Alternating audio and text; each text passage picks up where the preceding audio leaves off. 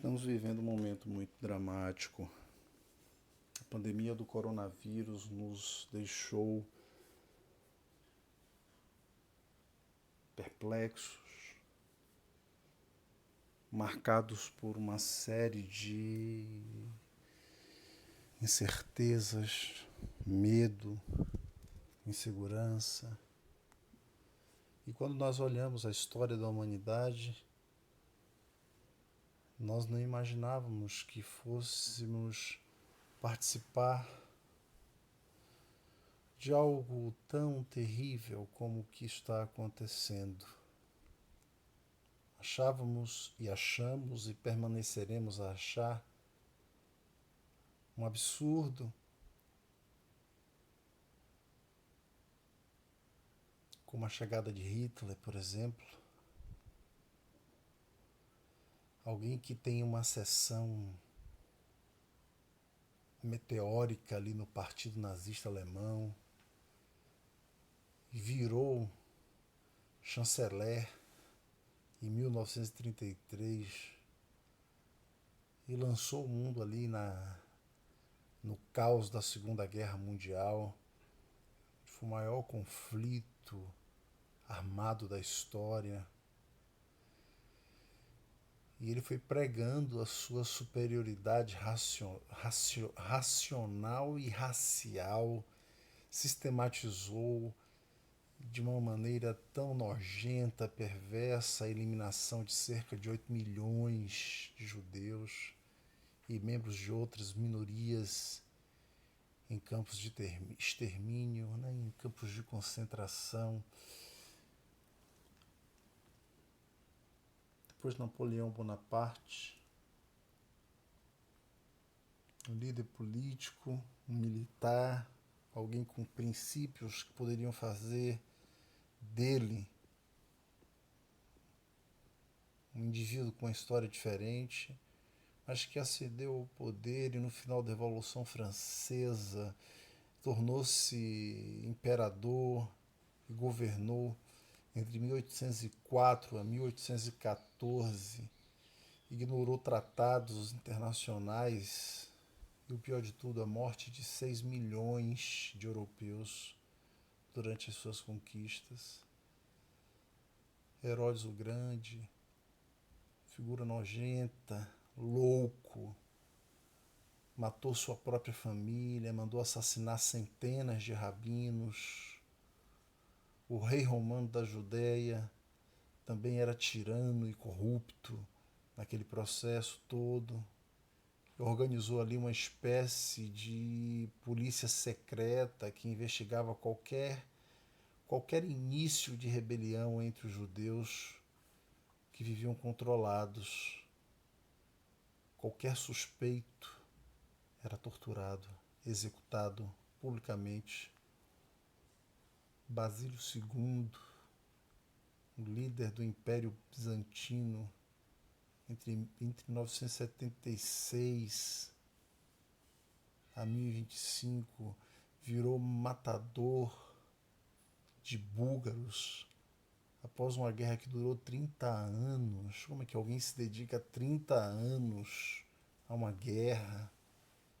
Em uma das batalhas onde matou 15 mil e cegou outros 15 mil, colocava a daga, a faca no fogo, e quando a faca estava incandescente, em brasa, ele perfurava os olhos das pessoas que considerava inimigo. A história tem um rastro de sangue incalculável. Francisco Franco,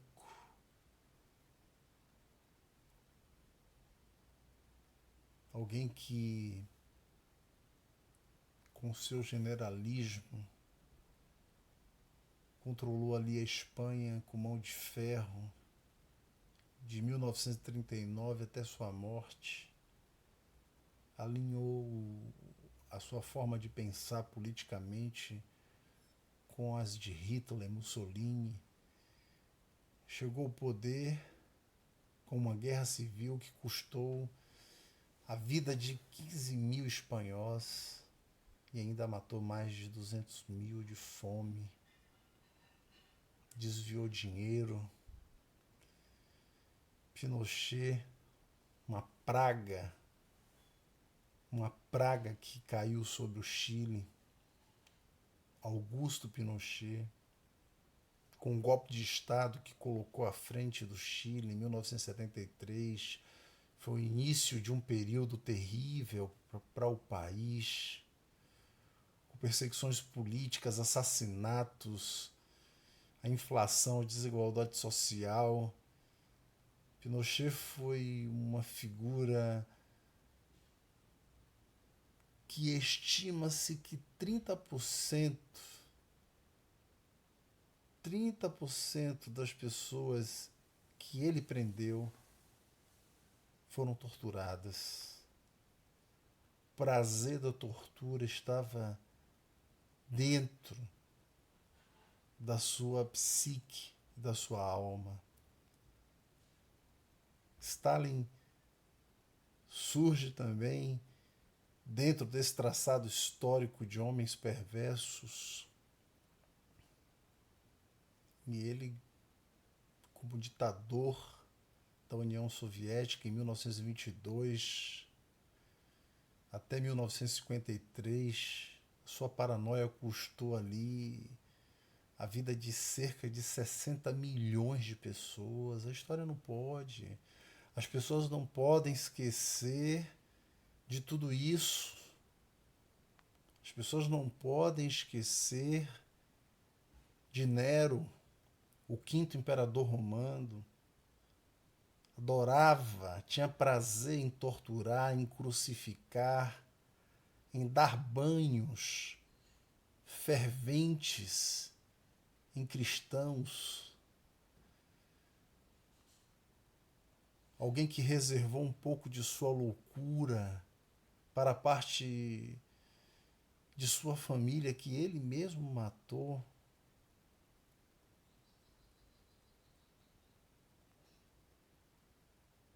Nós não podemos esquecer da nossa história. Não podemos esquecer dos perversos que passaram por esse planeta. Não podemos esquecer dos golpes em que nós sofremos, de tantos outros que já estiveram aqui e que de alguma forma fizeram coisas tão terríveis, tão nocivas à humanidade. E hoje, em face de uma pandemia que pode entrar para a lista de uma das maiores e terríveis realidades que o planeta já vivenciou,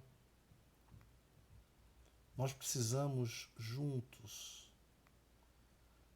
precisamos nos unir enquanto sociedade brasileira e não permitir mais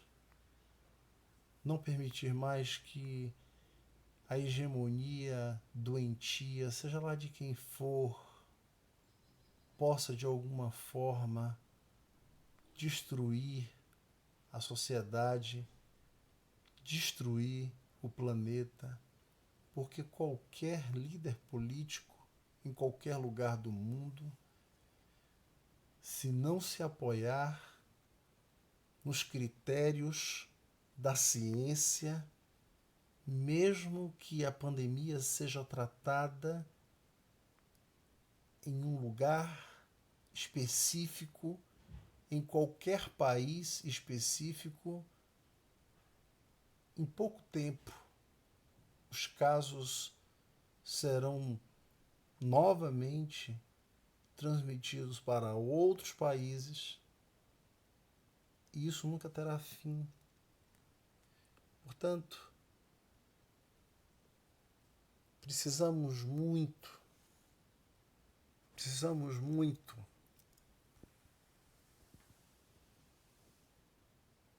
todos os cientistas brasileiros não nos abandonem. Precisamos muito que o presidente da República entenda que a ciência é o lugar aonde se resolve assuntos nessa proporção. Precisamos que os ministros que já estão cansados, desgastados por tanto trabalho e muito mais do que isso, por tanta divergência com o próprio presidente da República, tenham um pouco de paz para poder continuar o exercício do seu trabalho. Povo brasileiro, vamos apoiar juntos os médicos, os cientistas e os ministros que estão alinhados nesse momento na tentativa de salvar a população brasileira da maior e mais terrível tragédia que até então podemos sofrer. Juntos, a favor da vida. Juntos, em parceria com a ciência.